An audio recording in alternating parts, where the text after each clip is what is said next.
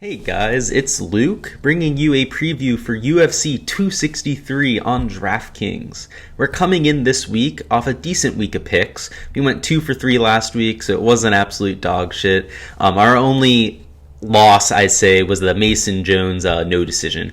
That was a little bit disappointing, obviously. Mason Jones was in line for a huge performance, but we'll bounce back this week and look to go 3 for 3.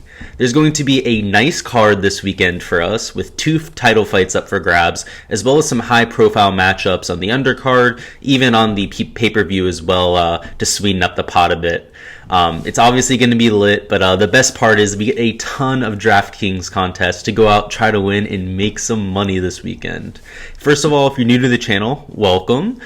Here on the channel, I implement a data-based approach to take on daily fantasy sports. I cover the PGA Tour, UFC, NBA, NFL, and DFS in general. So if you watch the PGA Tour, NBA, anything like that, make sure to check out my channel and the videos I have up for that.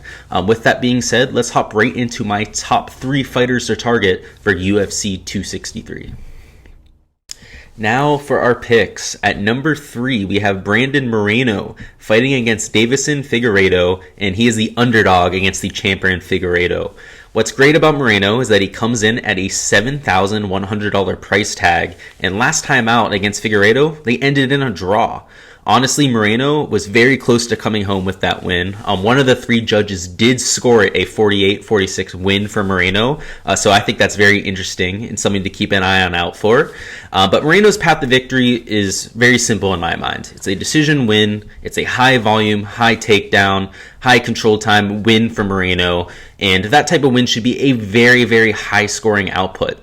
So if we look at the last matchup against Figueiredo, Moreno was able to score 4 takedowns, and he was able to keep up with Figueiredo in striking.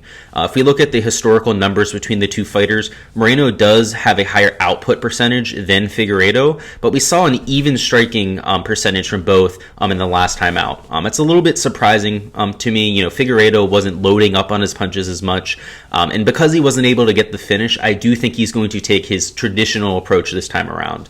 Moreno was a little bit more calculated, obviously didn't want to get stung.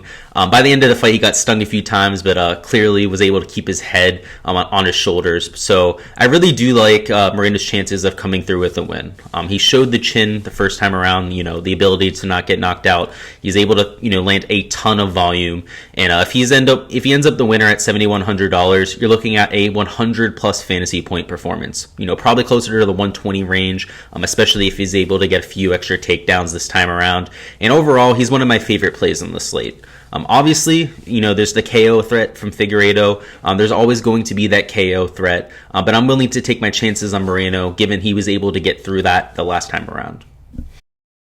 At number 2, we have Jamal Hill at $9,400, and he's taking on Paul Craig, and is a sizable favorite over Paul Craig. The last time out, we saw Jamal Hill with some insane power. Last time out, we saw him finish OSP in just 2 rounds. The match before that, he scored 2 takedowns in the first round before the fight being called a no decision.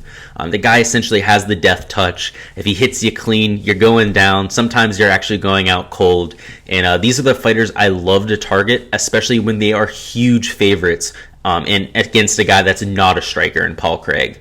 If you look at Paul Craig, he's somebody who struggles on the feet, somebody that relies on the takedown, looking for a submission. And while he's very skilled at that, Jamal Hill has been very good at stuffing takedowns. Up to this point, Jamal Hill's only been taken down twice in his UFC career, and that was in his first fight before he started, putting up these knockdowns and knockouts and whatnot.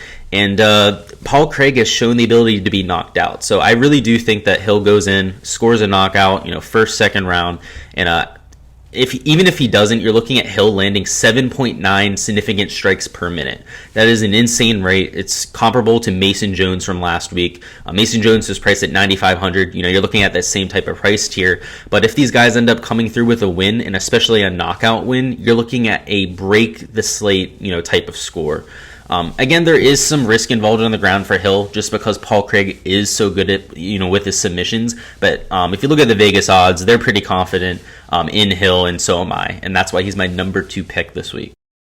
And finally, for my number one pick this week for UFC 263, we have Israel Adesanya, a $9,300 fighter on DraftKings, who is fighting Marvin Vettori, who is a huge underdog at plus 225. The reason why I absolutely like Adesanya in this matchup is, first of all, they fought before, and Adesanya still came out on top, even before a lot of his improvements in the UFC.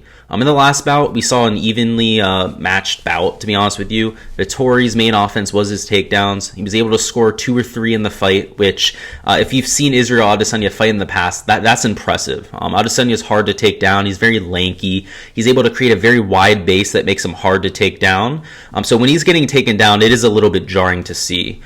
Since then, though, Adesanya's had to fight some of the best wrestlers in the entire world.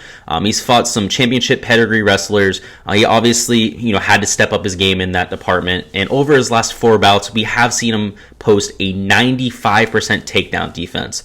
That's one of the best in the world. Obviously, we have some guys that have only fought once or twice that have 100% defense.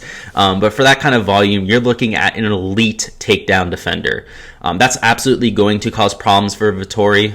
Again, in their last matchup, that's pretty much the only advantage that he had. And while Vettori has shown some promise on the feet of late, obviously coming in with that 4 win streak and some impressive performances to say the least, he's just not Adesanya on the feet. I mean, Adesanya is looked at as a savant. He's one of the greatest of all time in terms of his precision, and he just doesn't look like he's going to have an advantage against him.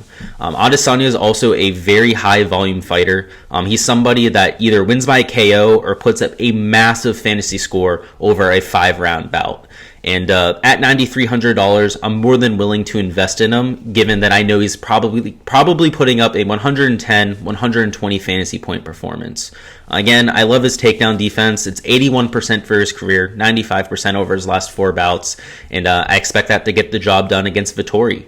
So that's all I've got for UFC 263, guys. With that being said, I look forward to sitting back, watching the fights on Saturday afternoon, seeing some title fights, some absolutely exciting matchups, and playing some DFS as well. Good luck to all of you with your lineups, as always, and let's take down a GPP this weekend for UFC 263.